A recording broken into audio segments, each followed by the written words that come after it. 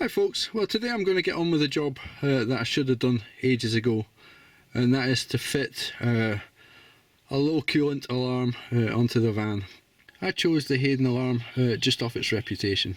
It's highly regarded in the Bongo and Freda circles, so I decided I would go for that one.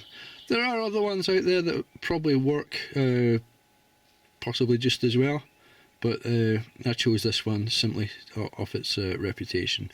However, it is quite expensive.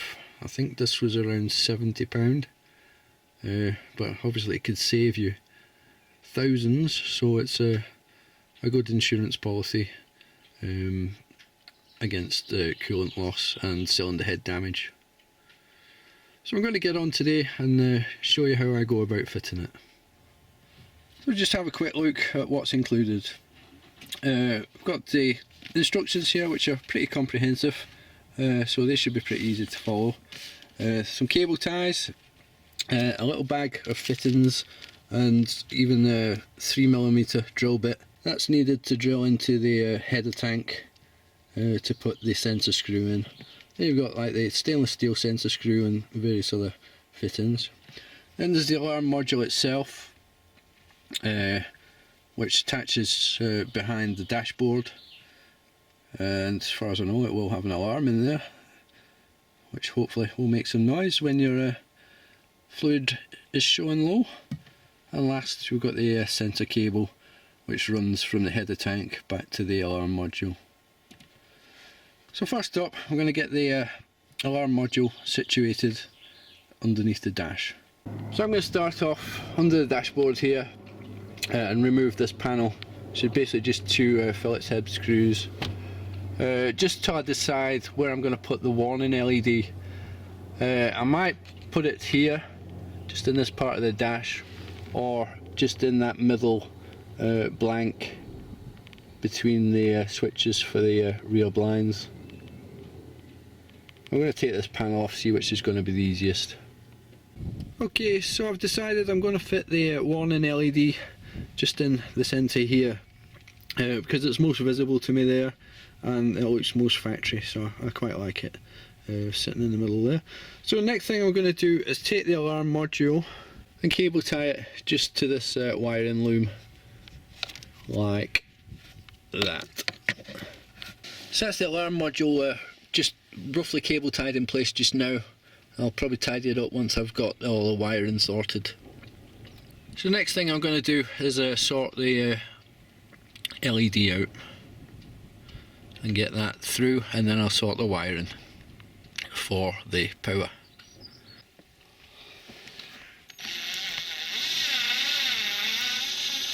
Okay, that's the LED situated. Bit fiddly to get the LED through from the back in the position I've chosen it, but it's on and it looks reasonable. It looks pretty decent if I do say so. Now next up, just going to sort the wiring. Simple two wires, one's to go to a positive that is live when the ignition's on, and the other's to a negative for the vehicle body. Now to find the live when the engine is on is pretty simple for me, because I've got the Wellington split charge kit that bypasses the fuse box for the likes of the interior lights, the rear blinds, the electric blinds, and the stereo and stuff. I can use these feeds, as these are the power wires going in from the Wellington kit into the circuit. So these feeds at the top of the fuse box here, where this is poked into just now, I can use that as the feed for the module. So there you go, it's ignition's off just now. Turn the ignition on and it's getting power. So that's just coming off that top feed for one of the power blinds that is no longer in use. So that's where I'm going to take the power from for the module.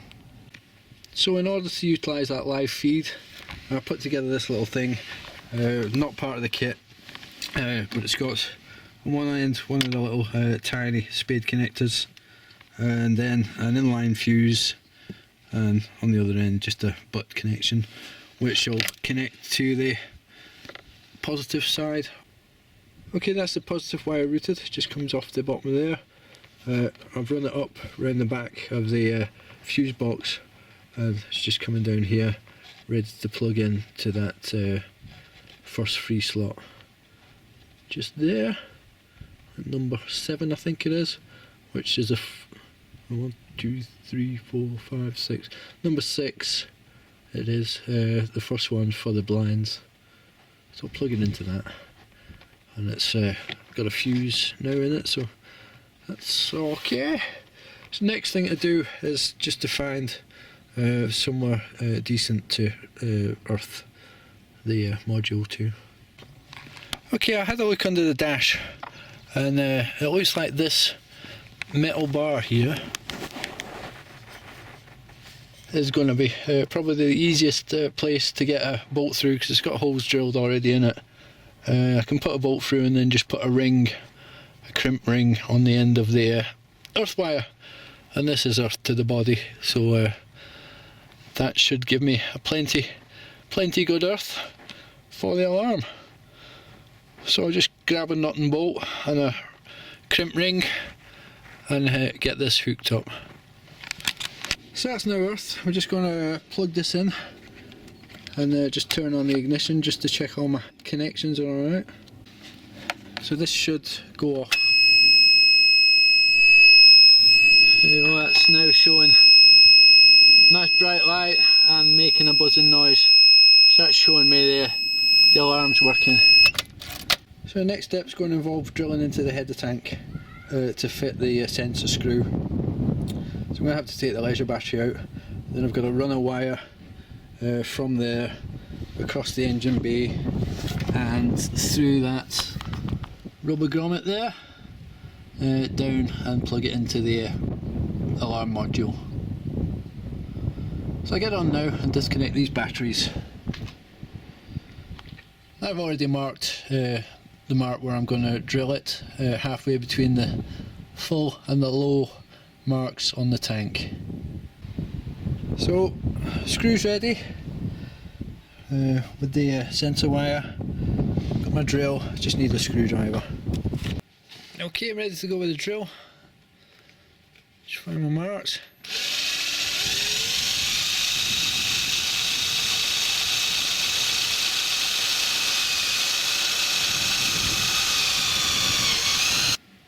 Alright, I did lose a bit of coolant, just poured out a little bit, so I've got that mopped up. Right, that's the wire through underneath the dash and just connected up just now. I'm going to cut this extra off in a minute and just put a new bullet connector on. But before I do that, I want to check everything's working.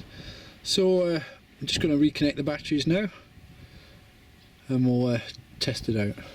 Okay, that's both batteries reconnected now. You can see there the little sensor screw, and it's the orange wire running across there to the grommet. What I'm going to do now is just check my fluid level visually and top it up if necessary, depending how much I lost when I drilled the hole. So I'll just check that now. Right, now I've topped the coolant back up to the full line, I'll go and check if the alarm works. So what should happen is when I turn the key, it should beep and flash and then go silent, just to show it's like doing a self-test to check that it's working.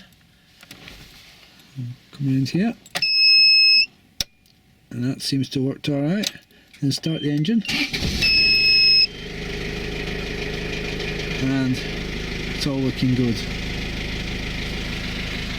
Now, if I disconnect this sensor cable down here, the alarm should go off.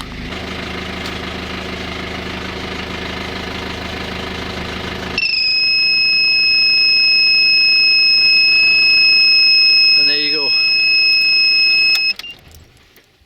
That shows it's all working. Now that's all the interior panels back on. Next thing I just want to do is just to warm up, bring the engine up to temperature I just checked for leaks around that screw we put into the header tank. So just bring it up to temperature, put some pressure in the system. So go for this again, turn the key, does its self-diagnosis, flashes, then goes off.